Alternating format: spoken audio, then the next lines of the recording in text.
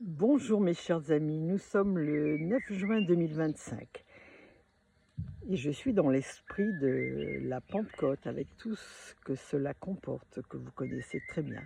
Je voulais vous partager mon expérience sur la rétrocausalité inconsciente. C'est important.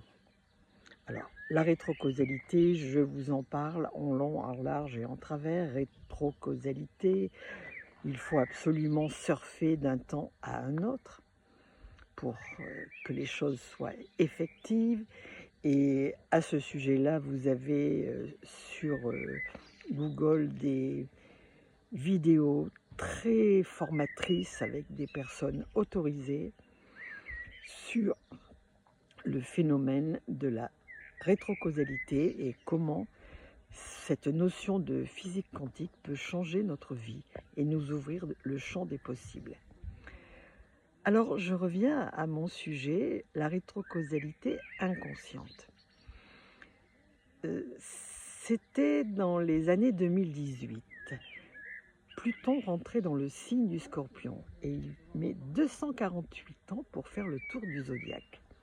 Alors, la question que je me posais, c'est de savoir quel allait être l'effet de la planète Pluton sur mon soleil. Je savais que cet aspect ne se passerait qu'une fois dans ma vie. Et je me demandais bien comment ça allait se faire. Donc effectivement, quand Pluton est arrivé sur mon soleil, ça a été ce que j'appelle la table rase, avec la perte des amis, la perte de tout le système ancien. Tout ce à quoi j'étais habituée a été éliminé. Il fallait tout reconstruire. Alors c'était dans les années 2022, 2023, 2024. Mais qu'est-ce qui m'a aidé dans cette lente destruction, déconstruction? C'est ma connaissance de l'astrologie.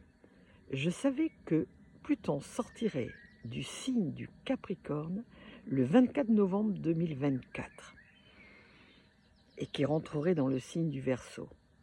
Et en fait, inconsciemment, sans que je ne connaissais absolument pas la physique quantique et la rétrocausalité, je me suis accrochée à cette date, 24 novembre 2024. Et nous étions dans début d'année 2022. Et ça m'a énormément aidée.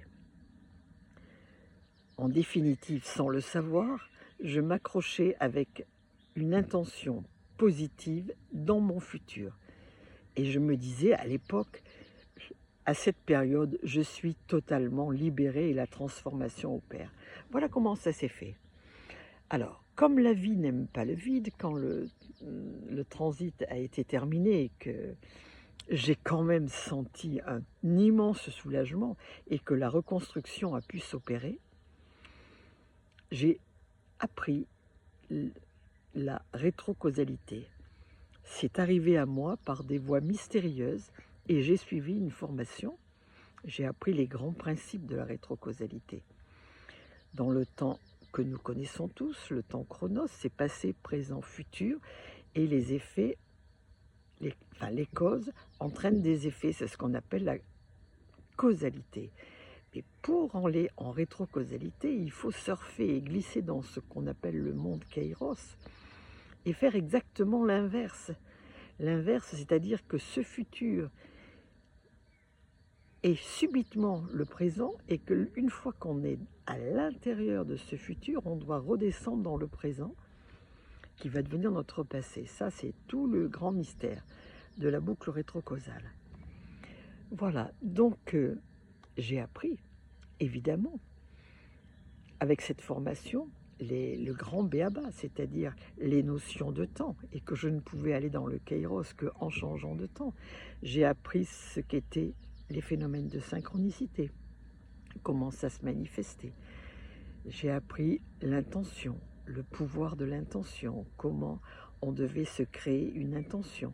Enfin, toutes ces notions de base de physique quantique me sont devenues familières et j'ai réussi à créer un mantra rétrocausal pour maintenant ma vie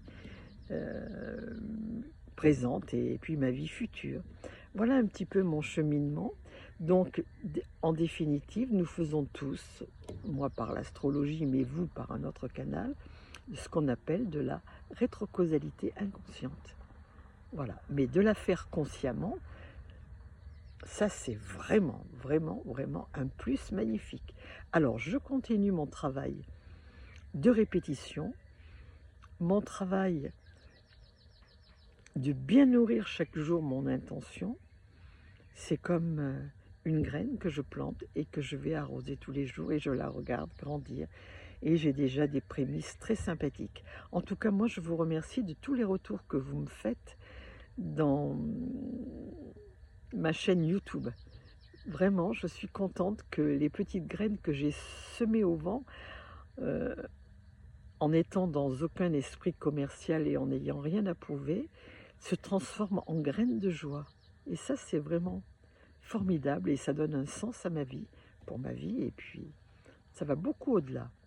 Voilà, je vous souhaite une bonne journée et je vous dis à très bientôt.